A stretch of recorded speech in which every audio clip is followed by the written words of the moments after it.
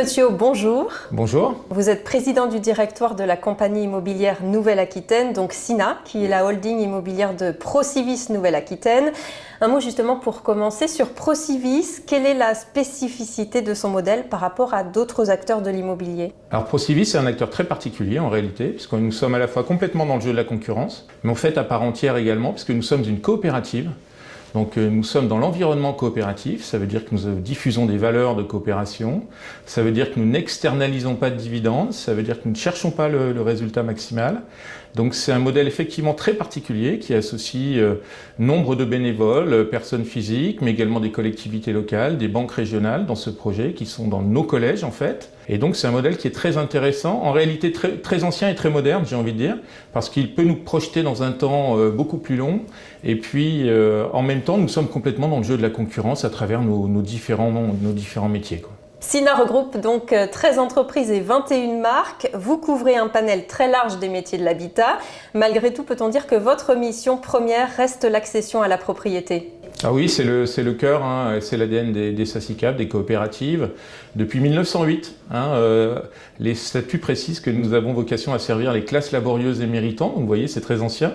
Aujourd'hui, c'est ce que nous appelons en fait les primo-accédants, les jeunes couples, les gens qui gagnent entre 1 et 3 SMIC et qui veulent devenir propriétaires, qui sont dans un parcours résidentiel et qui veulent acquérir une maison ou un appartement, qui sont dans le parc HLM ou qui sont même locataires dans le parc privé et qui veulent devenir propriétaires. En général, ils se tournent, ces gens-là, assez facilement vers des acteurs comme nous, qui sommes des professionnels du parcours résidentiel et qui pouvons les aider à devenir propriétaires.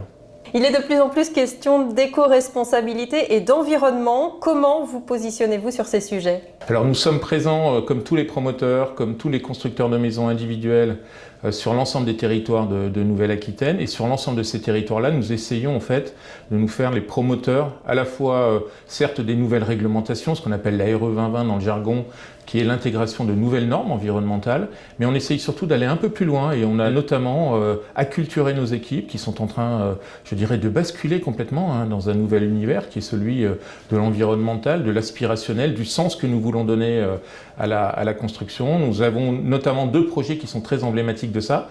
Sur la maison individuelle, qui est souvent décriée parce que trop consommatrice de surface foncière, nous avons développé un projet qui s'appelle le Cradle to Cradle, où nous utilisons des produits qui sont recyclés, mais également c'est une maison qui est complètement recyclable en fin de parcours, en fin de vie, si nous le souhaitions. Donc on voit que c'est un projet très innovant qui s'inscrit dans cette donne environnementale. Et puis nous avons également un projet avec Immobilière Sud-Atlantique qui s'appelle Naturae à Ambarès, qui a gagné une subvention du Conseil régional du bâtiment futur et qui est un projet très innovant et qui a rassemblé là aussi toute une filière de professionnels qui se sont mobilisés pour construire différemment. Il y a une demande client, j'espère que d'ailleurs elle va pouvoir se maintenir, parce que comme vous le savez, c'est pas facile d'accéder aujourd'hui au financement, au crédit, et nous sommes en plein dans ces sujets-là avec la crise qui commence. Mais ces clients-là, ils ont envie de vivre autrement leur acquisition à un logement, et dans le groupe, nous sommes capables aujourd'hui de leur répondre. Un dernier mot en quelques chiffres, quel est le poids du groupe SINA aujourd'hui ? Alors SINA, c'est l'un des leaders du logement dans le sud-ouest. SINA, c'est 300 millions de chiffre d'affaires, c'est 600 collaborateurs. C'est une présence à la fois sur la construction de maisons individuelles, avec des marques phares, IGC, Maison Aura, Maison d'Enfance, CH, Ariane, qui font de nous le leader de la construction de maisons individuelles. Mais nous sommes également devenus un acteur très important de la promotion, de l'aménagement, du lotissement avec Sovi, avec Immobilière Sud-Atlantique, avec la foncière Procivis que nous venons de créer. Et puis maintenant, nous sommes présents sur le locatif social, mais aussi l'accession sociale avec un pôle habitat social que nous avons créé. Nous avons un OFS, un organisme foncier solidaire dans le groupe. Nous avons une capacité aujourd'hui à répondre à tous les élus, en capacité d'être un ensemblier, j'ai envie de dire, qui est capable d'accompagner les collectivités locales dans tous leurs projets. Et puis, enfin, nous avons un métier d'administration de biens, puisque nous sommes également syndic et administrateur de plus de 10 000 lots à Bordeaux avec Immo-de-France Aquitaine.